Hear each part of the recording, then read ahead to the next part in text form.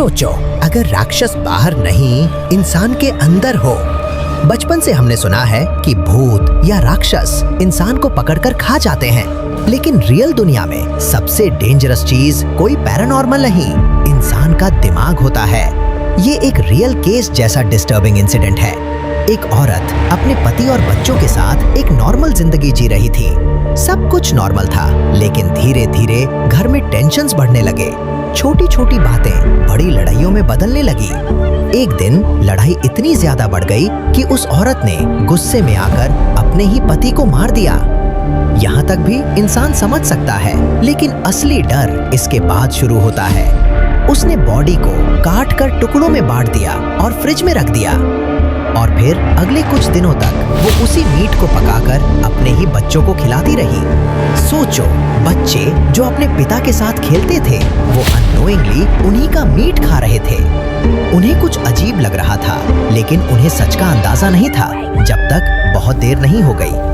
कुछ दिन बाद जब बच्चे डरने लगे और सवाल पूछने लगे, तब वो औरत खुद पुलिस स्टेशन गई और रिपोर्ट लिखवाई कि उसका पति मिसिंग है। पुलिस को शक हुआ, इन्वेस्टिगेशन शुरू हुई, और जब घर की तलाशी ली गई तो फ्रिज के अंदर आधी बॉडी मिली और किचन में बाकी मीट पका हुआ था।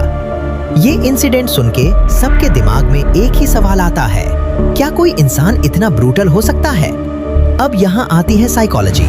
साइकोलॉजी के अकॉर्डिंग जब इंसान एक्सट्रीम एंगर, ट्रॉमा या स्ट्रेस में होता है तो उसका ब्रेन नॉर्मल तरीके से काम करना बंद कर देता है।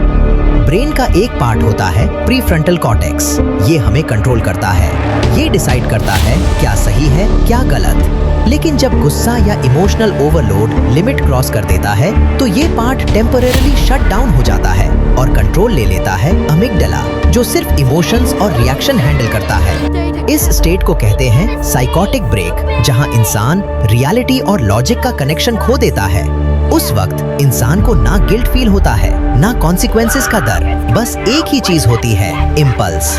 और इसी वजह से कुछ लोग ऐसे काम कर देते हैं जो नॉर्मल स्टेट में वो कभी इमेजिन भी नहीं कर सकते। लेकिन यहाँ सबसे स्केरी बात क्या है? ये नहीं कि एक औरत ने इतना हॉररिंग काम किया। स्केरी बात ये है कि ये पोटेंशियल हर इंसान के दिमाग में होता है। डिफरेंस बस इतना है, कुछ लोग कंट्रोल कर लेते हैं और कुछ कंट्रोल लूज कर देते हैं। तो सवाल ये नहीं है कि राक्षस एग्जिस्ट करता है या नहीं। सवाल ये है, अगर इंसान का दिमाग कंट्रोल से बाहर हो जाए तो क्या वो राक्षस से कम है? अगर आपको ऐसी रियल स्टोरीज के पीछे की साइकोलॉजी डीपली समझना पसंद है तो लाइक और सब्सक्राइब जरूर करें, क्योंकि यहाँ हम सिर्फ स्टोरीज नहीं, इंसान के दिमाग के डार्क साइड को समझते हैं।